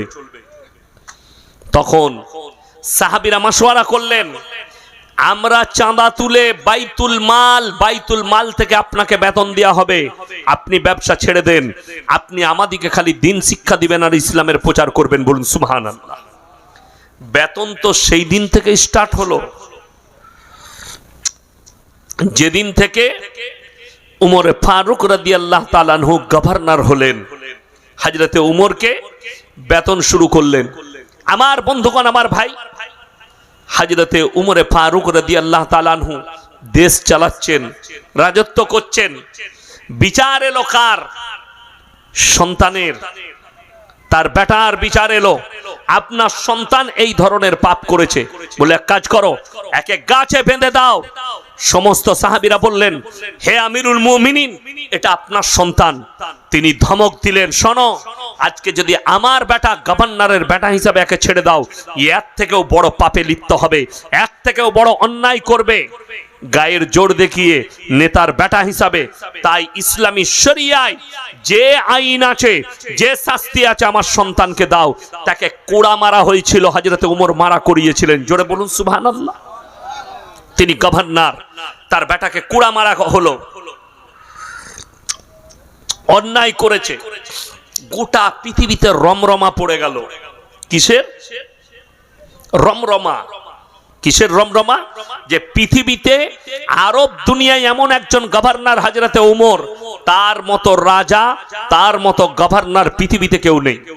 মিশরের বাদশা চলে এলেন সফর করে, এত নাম। আমি মিশরের বাদশা, আমাদের এত নাম নেই কেন? আরবের বাদশা উমরের এত নাম। তার দরবারে এলেন, হযরতে উমরের দরবারে ঢুকে উমরকে বললেন, হে উমর, তুমি নিশ্চয়ই আমাকে চিনো। বলে, তোমার নাম শুনেছি, তুমি মিশরের বাদশা, বলো কি ব্যাপার? বললে, তোমার এত নাম, তুমি কিভাবে রাজত্ব চালাও আমি দেখতে এসেছি। বলে, এটা যদি জানতে চাও, জোহরের পরে আমার বাড়িতে একবেলা তোমাকে দাওয়াত নিতে হবে খাবারের। বলে, আমি রেডি আছি, কখন খাওয়াবেন? বলে, ঠিক আছে, চলো। জোহরের নামাজ পড়ে বেটা আব্দুল্লাহকে বললে, আব্দুল্লাহ দস্তরখান লাগাও। দস্তরখান লেগে গেছে। এরপর সেখানে এসছে জবের রুটি, হাতে করে তাবড়িয়ে মহিলারা রুটি বানাতেন তখন, জবের আটার রুটি, আর ছিল জৈতুনের তেল। এই দুটো, জৈতুনের তেল দিয়ে ডুবিয়ে খাবে, আর কোনো খাবার নেই। মিশরের বাদশা বললেন, হে উমর, তুমি এত বড় আরব দুনিয়ার গভর্নর, তোমার দস্তরখানে এমন খাবার কেন? হযরতে উমর বললেন, তুমি কি খাও? তোমার দস্তরখানে কি থাকে? বলে, আমার দস্তরখানে দুম্বার মাংস, উটের মাংস পাবে, বকরির মাংস পাবে, আখরোট, মুনাক্কা, কাজু, কিশমিশ, পেস্তা, বাদাম পাবে। বললে, তুমি যে খাবার খাও, তোমার প্রজারাও কি সেটা খায়? বলে, আমি তো সে খোঁজ রাখি না। হযরতে উমর বললেন, আমি ফজরের নামাজ পড়ে আমার সৈন্যদিকে বলি, তোমরা যাও প্রত্যেকটা বাড়িতে খোঁজ নাও। আমার যে শহরটা আছে, এই শহরে বেশিরভাগ মানুষের বাড়িতে জৈতুনের তেল আর রুটি, আর কোনো খাবার নেই। আমার প্রজারা জৈতুনের তেল আর রুটি খাবে। আমি উমর যদি ভালো মন্দ খাই, কিয়ামতের দিনে আমি আল্লাহকে কেমন করে জবাব দেব? জোরে বলুন সুবহানাল্লাহ। আমার প্রজারা আজকে জৈতুনের তেল আর রুটি খাচ্ছে, আমি তাই খাচ্ছি। আমি প্রত্যেক দিন খোঁজ নিই আমার প্রজারা কি খাচ্ছে। রাসূল আকরাম সাল্লাল্লাহু আলাইহি সাল্লামের হাদিস, যারা বড় লোক আছেন হাদিসটা শুনে যান। তোমার বাড়ির দেওয়ালকে এতটা উঁচু করো না যে তোমার পাশের গরিবের গরিবিটা না দেখতে পাও। আপনার জন্য উচিত, রাতের বেলা আপনি খানা খেতে বসেছেন, আপনার বিবিকে বলতে হবে, সন্তানকে, হ্যাঁ রে, পাশে ওদের বাড়িতে আজকে রান্না হয়েছে, দেখ বাচ্চা বাচ্চা ছেলে আছে, রান্না হয়েছে, নাহলে এক কাজ করো, 20টা রুটি দিয়ে এসো, 10টা রুটি আর একটু তরকারি দিয়ে এসো। এইটা হচ্ছে মুমিনদের আখলাক। আমার আব্বাজিকে চিনেন আপনারা? মোল্লা শওকত আলী মাজাহিরিকে, ওনারও জলসা আছে মোবাইলে। উনি আমাকে একদিন বলছিলেন মাদ্রাসায় মাদিকে, যে আমি যখন এই গ্রামের ইমাম ছিলাম, আমার এমনও মুক্তাদি ছিল, এমনও ইমানদার মুক্তাদি ছিল, ফজরের নামাজ পড়ে মালদার মুক্তাদি, সকল গরিবের চুলায় পা ভরে দেখতো নামাজের পরে। তখন দেখবেন খড়ে রান্না হতো, খড় জানেন তো আপনারা, ধান কাটা খড়ে রান্না, তো পা ভরে দেখতো। যার চুলাতে আগুন থাকতো বুঝতে পারতো এর বাড়িতে আজকে রান্না হয়েছে, যার চুলায় আগুন থাকতো না বুঝতে পারতো এর বাড়িতে রাত্রে রান্না হয়নি। বাজার ঘাট করে তার দরজায় নামিয়ে দিয়ে চলে যেত। বলুন না সুবহানাল্লাহ। এইটাই তো মুমিনদের আখলাক, রসুলের আখলাক। আর এখন এখন গরিবের ঘরে খাবার নামানো তো দূরের কথা, দুটো বেগুন রাখা থাকলে ওগুলো ঘুরিয়ে নিয়ে পালিয়ে যাবে। ঠিক বললাম না ভুল বললাম? ফাঁক পেলি ও বেগুনও পালাবে। কষ্টের বিষয় আমার বন্ধুগণ, আমার ভাই না, চলুন সবাই হকের উপরে টিকবো, জোরে বলুন ইনশাল্লাহ। আল্লাহর কসম করে বলছি, হকের জিত আছে, না হকের কি আছে? জিত আছে, জিত নেই। কেন বলে দিই হকের জিত? দেখুন, আমি জলসা করছি, আপনারা মোবাইলে দেখেছেন, মুর্শিদাবাদ জেলায় এক জায়গায় আমার সঙ্গে চরম বিবাদ হয়েছে দোকান বসানো নিয়ে, মেলা বসানো নিয়ে। মোবাইলে দেখেছেন? তার দেখেনি। আমি অনেক খারাপ ভাষাও ইউজ করেছি, সেখানে অনেকজন খারাপ মন্তব্যও করেছে। যাই হোক, ভাষাগত দিক আমার ভুল ছিল, কিন্তু আমার প্রতিবাদ ঠিক ছিল। হক, এই হক প্রতিবাদ করার কারণে জানেন, কালকে আমি নদিয়ার যেখানে জলসায় ছিলাম, তারা এটা মোবাইলে দেখার পরে সঙ্গে সঙ্গে অ্যানাউন্স করেছে পুরো এলাকায় আমাদের জলসায় একটাও দোকান বসানো যাবে না। আমি গেলাম কালকে, বলে হুজুর আপনি প্রতিবাদ করেছেন, ওটা দেখে আমরা ভয়ে আর দোকান বসাইনি। আমি বললাম আল্লাহকে ভয় করো, আমাকে নয়। তাহলে কি বোঝা গেল? আমি হকের ওপরে টিকে আছি বলে হকের জিত হয়েছে। হয়েছে না হয়নি? আমাকে যারাই দাওয়াত দিবে তারাই মনে মনে ভাববে, ইয়াসিন সাহেবকে দাওয়াত দিতে গেলে ভাবতে হবে, তারা মাশওয়ারাও করবে, এদিকে রাখো, তারা মাশওয়ারাও করবে যে ইয়াসিন সাহেবকে দাওয়াত দিলে দোকান বসানো যাবে না। আপনারা ভাববেন না, কমিটির ছেলেদিকে বলছি, এই কটা মানুষ ইয়াসিন সাহেবের জলসা শুনছে, দরকার নেই 50টা মানুষ জলসা শুনবে। আর আমি ইয়াসিন আল্লাহর কসম খেয়ে বলছি, যদি 5টা লোক জলসা শুনে, আমি 5000 লোকের সামনে যে বয়ান করি, 5টা লোক থাকলেও সেই কথাগুলোই আমি আলোচনা করি। কেন? একটা লোক যদি পরিবর্তন হয়, একটা লোক যদি হিদায়াত পাই, তো আমি আল্লাহর কাছে কিয়ামতের দিনে এর সাদকাটা পাবো, এর বদলা পাবো। তাই আমি কোনো জায়গায় এটা ভাবি না যে 10টা লোক আছে আমি আর কথা বলবো না, 5টা লোক আছে আমি গল্প করে কাটিয়ে দেবো। আপনাদের কি মনে হচ্ছে আমি গল্প করছি? না, আমি খুব সেন্সিটিভ আলোচনা করছি। যদি আপনি ব্রেনে ধরতে পারেন, বিবেকে ধরতে পারেন, শুনে রেখে দেন, হকের জিত আছে, না হকের জিত নেই। তার দুটো দলিল দেবো, একটা কোরআনের সাহাবীর, আর একটা হচ্ছে একজন রাজার, একজন বৃদ্ধ রাজা। আরবি কিতাবে ঘটনাটা এসছে, এটা কিন্তু কোরআন হাদিস নয়, আমি আগেই বলে দিচ্ছি। গল্প, কি বললাম? গল্প। গল্প মানে হচ্ছে বানানো। একটা রাজার ঘটনা একজন বড় আলেম লিখেছেন, কিন্তু গল্পের মধ্যে মারাত্মক জ্ঞান আছে। ইমানদার রাজা, রাজার বয়স হয়ে গেছে 90 বছর, তিনি দেশ চালান, তিনি কিন্তু ইমানদার, হকের ওপরে চলেন। তিনি চিন্তা করলেন, আমি যদি মারা যাই আর আমার এই গদিতে যদি কোনো বেঈমান নেতা বসে যায়, আর আমার কম এবং আমার প্রজারা তার কাছে কষ্ট পাবে। তিনি ভাবলেন, চিন্তা করলেন, রাজার কিন্তু 3টে বেটা। কটা বেটা বললাম? 3টে সন্তান। তিনি চিন্তা করলেন, তাহলে আমাকে বেঁচে থাকতে থাকতে রাজত্ব কেউ কি দিতে হবে? ইমানদার বাদশাকে চুজ করতে হবে। আচ্ছা বলুন তো, এই যুগে কোনো বাপের বেটা আছে যে রাজা হবে, সে তার বেটাকে বাদ দিয়ে অন্য কেউ কি রাজা বানাবে? এই রাজার ইমান দেখলেন,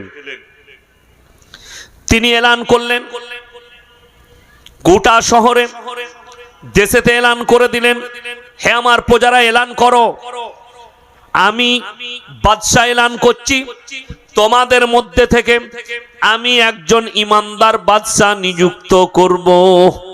যতগুলো আমার দেশের 25 থেকে 30 বছরের যুবক আছো, সবাই অমুক তারিখে আমার রাজ দরবারে হাজিরি দাও। সমস্ত 25 থেকে 30 বছরের যুবক রাজার দরবারে হাজির। এরপরে রাজা বললে, শোনো, তোমাদের কাছে একটা পরীক্ষা নেব। পরীক্ষাটা হবে 1 বছর যাবত। কতদিন? 1 বছর, মানে 12টা মাস। সেই পরীক্ষার পরে আমার কাছে যে পাশ করবে তাকেই আমি রাজত্ব দান করব। বলে ঠিক আছে। কি পরীক্ষা? তিনি 1 বস্তা বীজ বার করলেন, ফলের বীজ। বলে ঢেলে দাও, এই প্রত্যেকটা ছেলে একটা করে ফলের বীজ নিয়ে যাও, যার গাছটা 1 বছর পরে সব থেকে সুন্দর হবে আমি তাকেই রাজত্ব দান করব। সমস্ত যুবক একটা করে নিয়ে গেল। লাস্টে একজন ইমানদার ছেলে, কৃতদাস, লোকের বাড়িতে কাজ করে, তার মা, বুড়ি মা আছে বাড়িতে, তার নাম মাহমুদ। সে লাস্টের বীজটা কুড়িয়ে নিয়ে গেল। একটাই বীজ। মাকে গিয়ে বললে, মা, রাজা এলান করেছে 1 বছর পরে যার গাছটা সুন্দর হবে তাকে আল্লাহ রাজা তাকে রাজত্ব দান করবেন, কুরসিটা দিবেন। আমি চাই এই রাজত্ব যেন আমি পাই। কিভাবে গাছ লাগাবো? মা বলে দিল, বাপ, একটা পাত্র নাও, সেই পাত্রে মাটি দাও, বীজটা রোপণ করো। পানি দিতে লাগলো। বীজ রোপণ করার পরে 3 মাস হয়ে গেল। সমস্ত রাজ্যের যুবকদের, এমনকি রাজার 3টে সন্তান, তাদেরও গাছ বেরিয়ে গেছে। সমস্ত ছেলের টবেতে গাছ বেরিয়েছে, কিন্তু মাহমুদের টবেতে কোনো গাছ বের হয়নি। মাহমুদ আল্লাহর কাছে নামাজের পাটিতে কানলেন, ওগো আল্লাহ, আমি হকের ওপরে টিকে আছি, আমি হকের পথে চলি, আমি ইমানদার, আমার টবেতে কেন গাছ বের হয়নি? 6 মাস কেটে গেল, 9 মাস, এমনকি 12টা মাস কেটে গেছে, কিন্তু মাহমুদের টবেতে কোনো গাছ বের হয়নি। মাহমুদ পানি দিয়ে যায়। এরপরে বাদশা এলান করলেন, হে আমার রাজ্যের যুবকেরা শোনো, অমুক তারিখে তোমরা সবাই নিজের নিজের গাছ নিয়ে আমার রাজ দরবারে হাজিরি দাও। সবাই ওই তারিখে আসবে। মাহমুদ ফজরের নামাজ পড়ে বাড়িতে গিয়ে মন মারা হয়ে বসে আছে। মা বললেন, বাবা কি হয়েছে? মা, আজকে তো বাদশা ডেকেছে, গাছ নিয়ে 1 বছর হয়ে গেছে, আমার টবেতে গাছ নেই, আমি কি নিয়ে যাব? মা বললে, বাবা মাহমুদ, তুমি হকের উপরে টিকে আছো, তুমি এই খালি টবটা নিয়ে চলে যাও। মা, আমাকে পাগল বলবে লোকে। বললে, আমি মা হুকুম দিচ্ছি, তুমি নিয়ে যাও। সে মায়ের হুকুম পালন করলো।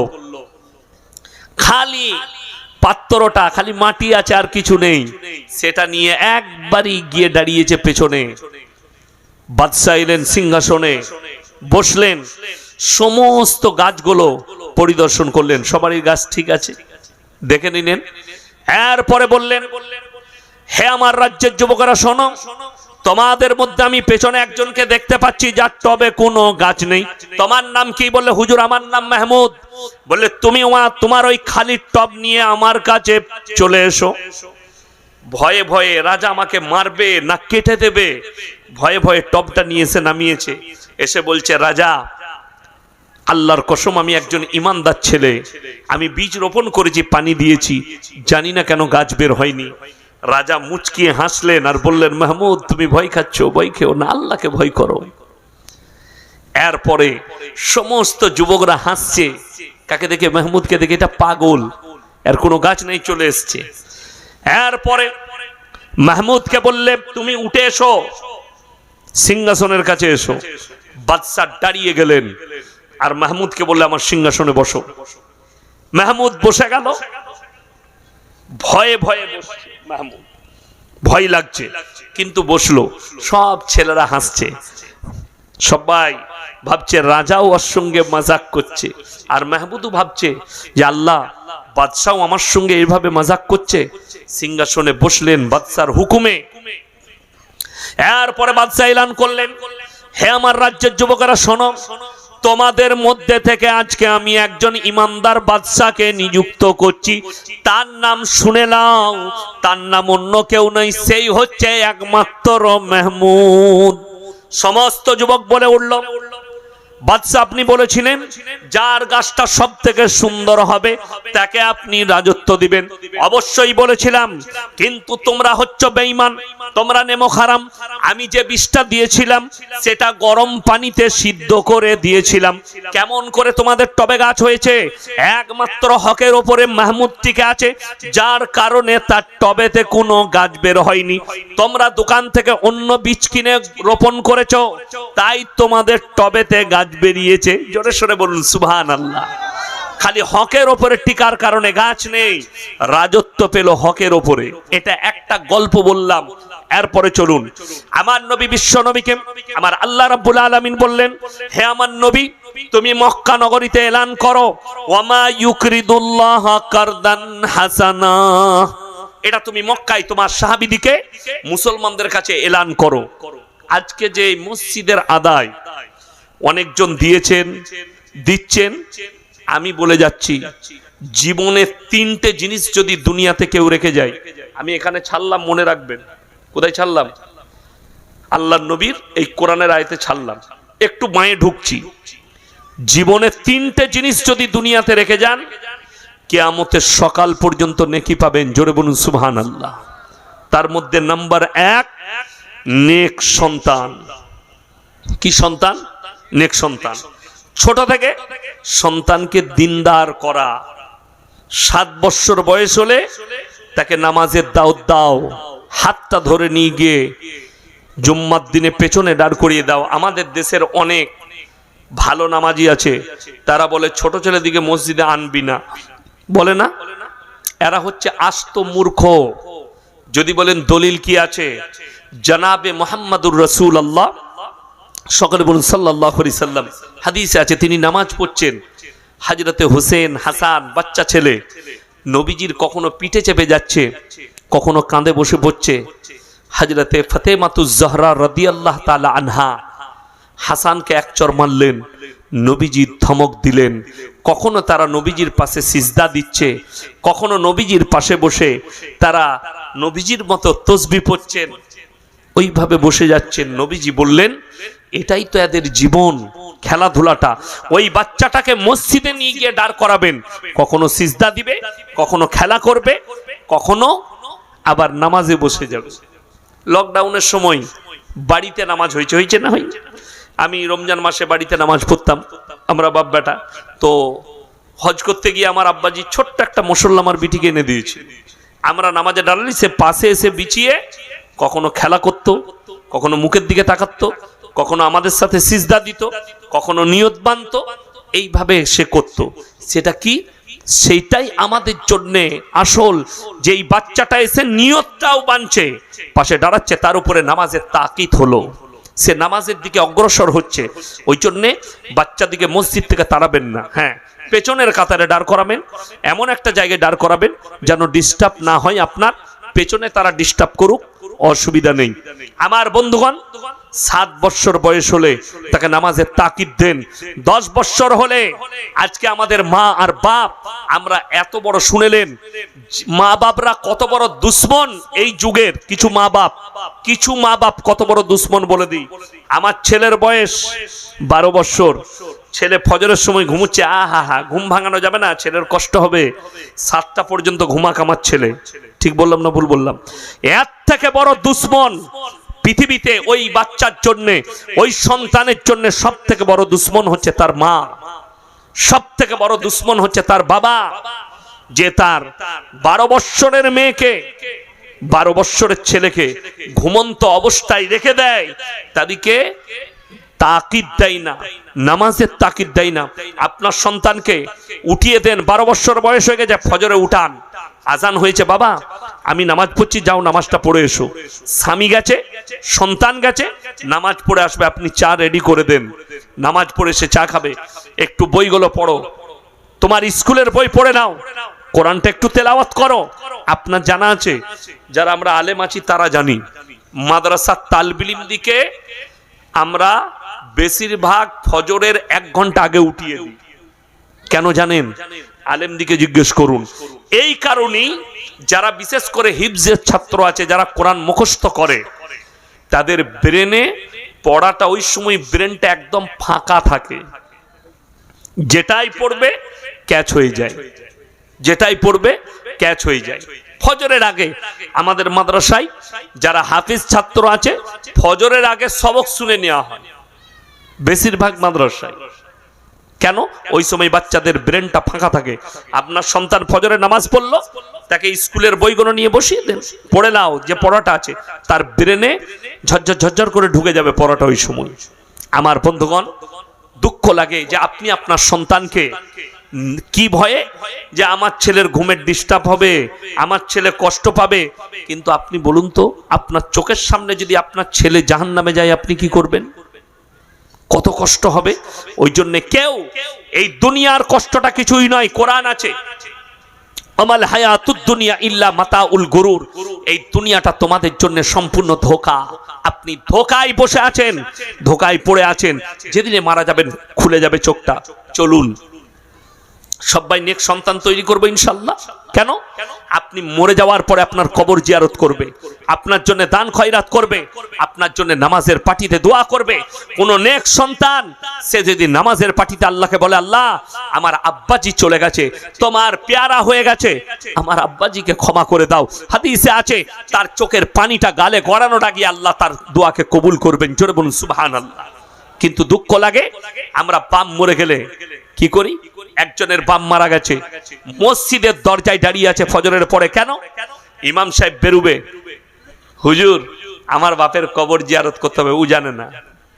ইমামকে ভাড়া করে নিয়ে যাচ্ছে, মৌলবি ভাড়া করে নিয়ে যাচ্ছে। তুমি এমন সন্তান দাঁড় করিয়েছো যে তোমার জন্য কবর জিয়ারত করতে পারবে না। নেক সন্তান তৈরি করো যে দান করবে তোমার নামে, যে কবর জিয়ারত করবে। বাপ মরে গেলে বাপের জানাজাটা যেন পড়াবার ক্ষমতা থাকে। আজকে দুঃখ লাগে, জানাজা পড়াতে হবে না, ইমাম পড়াবে, কবর জিয়ারত করতে পারে না, বাপের জন্য দোয়া করতে পারে না, নামাজ পড়ে না, তা দোয়া করবে কি করে? আমার বন্ধুগণ, নাম্বার 2 সাদকায়ে জারিয়া। এই মসজিদে যতজন দান করেছেন, মসজিদের একটা ইট দিলে, বালি দিলে, সিমেন্ট দিলে, কিয়ামতের সকাল পর্যন্ত আপনি কবরে শুয়ে শুয়ে নেকি পাবেন। জোরে বলুন সুবহানাল্লাহ। আপনি সিমেন্ট দিয়েছেন, টাকা দিয়েছেন, পয়সা দিয়েছেন, নবীজি বলেছেন জাকিরা গচ্ছিত সম্পদ। কিয়ামতের দিনে মানুষ কাঁদবে, আমি যদি আরো কিছু টাকা দান করতাম আমার জন্য মঙ্গল হতো। আমার বন্ধুগণ, নাম্বার 3 খায়রুকুম মান তাআল্লামাল কুরআন আল্লামাহু। যারা ইলম হাসিল করে অপরের কাছে পৌঁছে দেয়। আজকে আমি বলে গেলাম 5 ওয়াক্তের নামাজ ফরজ, বাবা নামাজ ছাড়ো না। আপনি এই কথাটা আপনার বন্ধুকে পৌঁছে দেন, আপনার পরিবারকে পৌঁছে দেন, আপনার রাস্তাঘাটে বন্ধুর সঙ্গে দেখা হলে পৌঁছে দেন, আপনিও সাদকার নেকি পাবেন, আমি ইয়াসিনও পাবো। তুমি যে কথাটা শুনবে, যেটা শিখবে, যে ইলমটা শিখবে, সেটা লোকের কাছে পৌঁছে দাও। এইটা, এই 3টে আমল দুনিয়াতে কেউ রেখে গেলে কিয়ামতের সকাল পর্যন্ত নেকি পাওয়া যাবে। আমার বন্ধুগণ, আল্লাহ নবী সাল্লাল্লাহু আলাইহি সাল্লাম এলান করলেন, আমার আল্লাহ এলান করালেন, ওয়ামা ইউকরিদুল্লাহ কারদান হাসানা। আল্লাহর রাস্তায় কে কি দান করবে বলো? মক্কার বেঈমান আর কাফেররা তখন অলিতে গলিতে বলতে লাগলো, তোমরা শুনেছো শুনেছো মুসলমানদের আল্লাহ ফকির হয়ে গেছে, বলুন নাউজুবিল্লাহ। এই ভাষা হযরতে আবু বকর সিদ্দিক রাদিয়াল্লাহু তাআলা আনহু মক্কার এক গলি দিয়ে পেরিয়ে যাচ্ছেন। 2 জন কাফের বসে আছে, বেঈমান, তারা বলা বলি করছে, এই আমরা অনেকজনকে দেখে মাজাক করি না? এই কথা বলেন। 2 জন বসে আছে, আর একটা বন্ধু পেরিয়ে যাচ্ছে, তাকে দেখে মাজাক করে। তো হযরতে আবু বকর সিদ্দিক রাদিয়াল্লাহু তাআলা আনহুকে দেখে মাজাক করে বলছে, এই তুই শুনেছিস মুসলমানদের আল্লাহ নাকি ফকির হয়ে গেছে? নাউজুবিল্লাহ। এই কথা বলার পরে হযরতে আবু বকর সিদ্দিক রাদিয়াল্লাহু তাআলা আনহু বরদাশত করতে পারেননি, বেঈমানকে এক চড় মেরেছে। বেঈমান কাফের বেহুশ হয়ে পড়ে গেছে। খাওয়া দাওয়া করে যাবেন, আর কিছুক্ষণ বাদ দিয়ে দোয়া হবে ইনশাআল্লাহ। যাবেন না, কেউ চলে যাবেন না। আমি আপনাদের কাছে আর 15 মিনিট সময় নিচ্ছি, তারপরে খানা খেয়ে আপনারা যাবেন।